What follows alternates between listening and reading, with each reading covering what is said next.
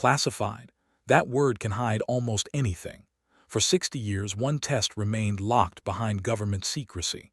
No official records, no public acknowledgement, no apology, just a code name buried in archives, Operation Antler. On October 9, 1957, the British government detonated a nuclear bomb in the Australian desert. They told the public it was safe. They told the soldiers watching from trenches just 5 miles away it was safe. They told the indigenous people whose land they were using that nothing would harm them. All of it was a lie. The bomb exploded. The fallout spread. And for decades, the government denied everything. Denied the radiation. Denied the cancers. Denied the deaths. It wasn't until 2001 that documents were finally declassified. And what they revealed was worse than anyone imagined. This wasn't an accident. This was a deliberate choice to sacrifice people for data, to use human beings as test subjects without consent. And the terrifying part, Operation Antler wasn't unique. It was just one test in a program that contaminated an entire continent. So let's talk about what they did. Let's talk about who they killed. And let's talk about why the truth took 60 years to come out. Australia in the 1950s was still deeply tied to Britain. The Queen was head of state. British policy was Australian policy. When Britain asked to use the Australian outback for nuclear testing, the government said yes without hesitation. The location chosen was Maralinga, a remote area in South Australia.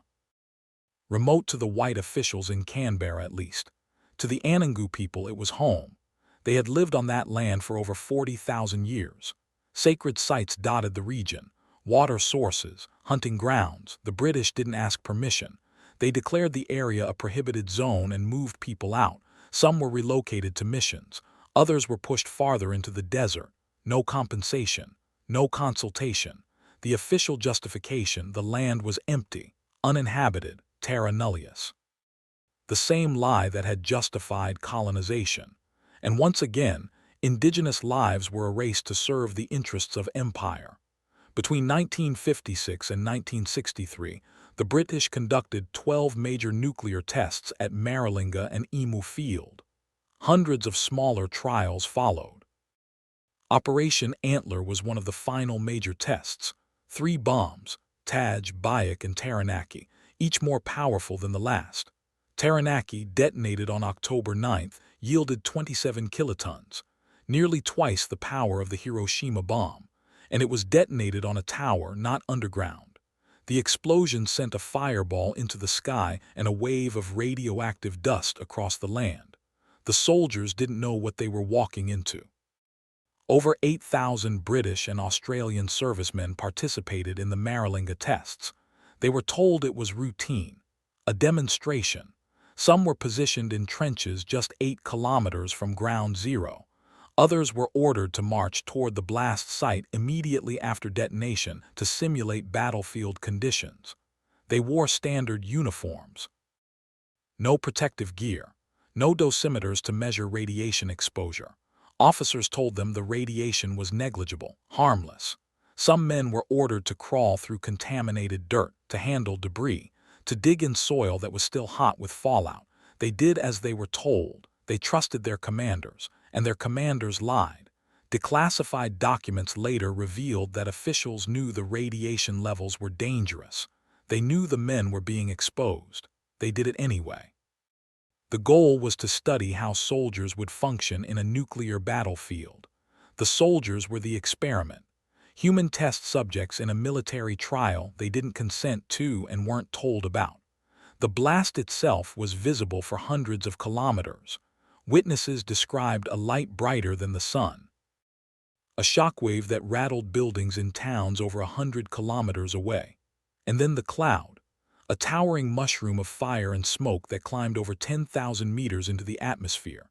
Inside that cloud, radioactive particles, strontium-90, cesium, plutonium.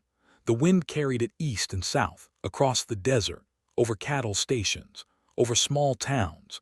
Monitoring stations detected fallout as far as the coast, over 1,000 kilometers away, but the government said nothing. No warnings were issued, no evacuations. The official line, Everything is under control. The fallout maps were classified. The radiation readings were classified. And the people living downwind had no idea they were being poisoned. Farmers noticed their livestock getting sick. Sheep developing strange lesions. Cattle dying for no clear reason. They reported it. Officials dismissed them, blamed disease, blamed poor management, anything but the radiation. The indigenous people suffered worst of all. Many Anangu had not been fully relocated. Some still moved through the test areas following traditional routes. Others were living just beyond the official exclusion zone, which was far too small to contain the actual fallout. They had no Geiger counters, no protective equipment, no understanding of what radiation was or how to avoid it. Declassified reports later revealed that Aboriginal people were found inside contaminated zones after tests. Some had walked through areas with radiation levels high enough to cause acute sickness. British officials knew. They recorded it in reports, and they did nothing. No medical treatment, no decontamination, no follow-up. The people were simply moved on and forgot. In the years following the tests, cancer rates among the Anangu spiked. Leukemia, thyroid cancer, skin cancers, birth defects became more common. Stillbirths increased, but no official studies were conducted. No data was collected. The government didn't want to know, and the Anangu had no voice, no political power. No way to demand answers. The soldiers started getting sick in the 1960s. Unusual cancers, leukemia, bone cancer, lung cancer, rates far higher than the general population. They tried to get answers. The government denied any link to the tests, denied that radiation exposure had been significant, denied that records existed. Veterans filed compensation claims. Almost all were rejected. The burden of proof was placed on the men. They had to prove their cancers were caused by radiation. But the government controlled all the data, the dosimetry records, the fallout maps, the medical reports, and they refused to release them. It wasn't until the 1980s that veterans groups organized and demanded a royal commission. The Australian government, under pressure, finally launched an inquiry in 1984. The findings were damning. The commission concluded that safety standards had been totally inadequate, that servicemen had been exposed to dangerous levels of radiation, that the British government had prioritized data collection over human safety, that Indigenous people had been in contaminated areas and received no protection or warning, and that the Australian government had failed in its duty to protect its own citizens. But even then, compensation was slow. The British government fought claims for years. They argued that the science was uncertain, that individual cancers couldn't be definitively linked to radiation, that the servicemen had been volunteers and assumed the risk.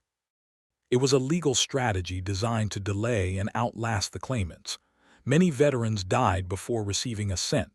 Those who did get compensation received payments that were insultingly small, a few £1,000s, not enough to cover medical bills, not enough to compensate for a life cut short or decades of suffering. The British Ministry of Defence admitted no legal liability. The payments were described as ex gratia, a gesture of goodwill, not an acknowledgement of guilt. And the Anangu, they received even less.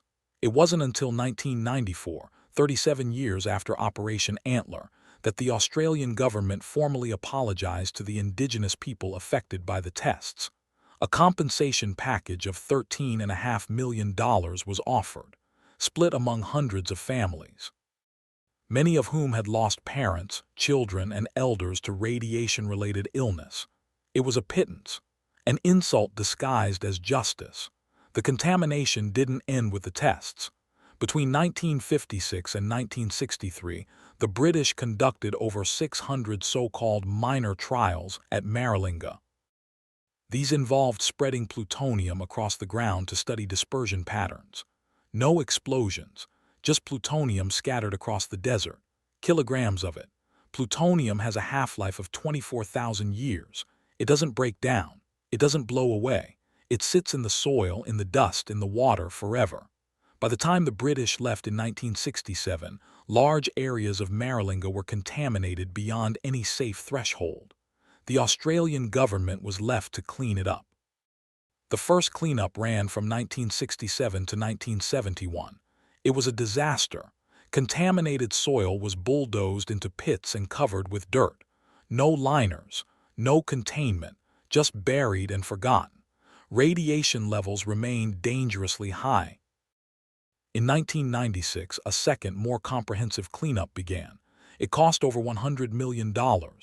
Contaminated soil was mixed with concrete and buried in trenches lined with clay and plastic. The area was fenced off. Signs erected, radioactive waste, do not enter. But the land is still not safe. Even today, radiation levels in parts of Maralinga exceed safety standards. The Anangu cannot return, cannot hunt, cannot access sacred sites.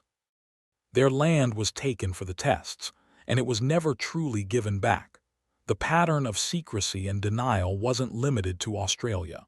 The United States conducted over 1,000 nuclear tests, many in Nevada and the Pacific. Soldiers were used as test subjects in similar conditions.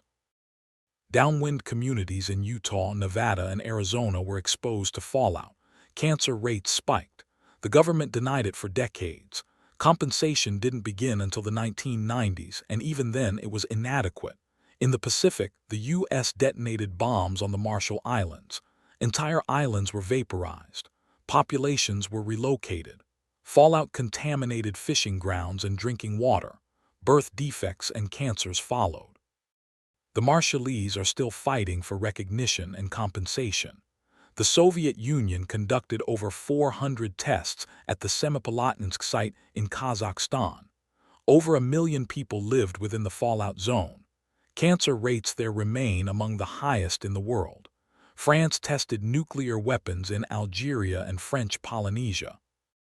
Local populations were not evacuated, not warned, not compensated. The pattern is global. Governments needed data, they needed to perfect their weapons, and they were willing to sacrifice their own people to get it.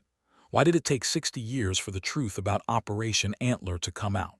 Because the people in charge didn't want accountability. Admitting the truth meant admitting they knowingly harmed people. It meant lawsuits, compensation, political embarrassment, so they classified everything. Stamped documents top secret and locked them away.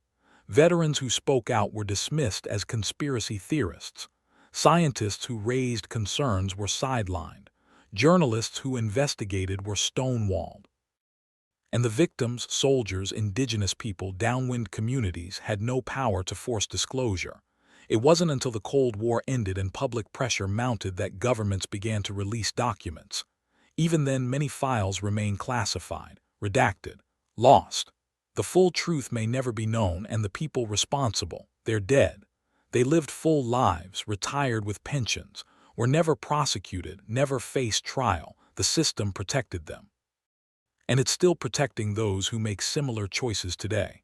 The legacy of Operation Antler and the Maralinga tests is a warning that governments will lie to their own people in the name of national security, that they will sacrifice the vulnerable, the poor, the indigenous, the powerless, without hesitation.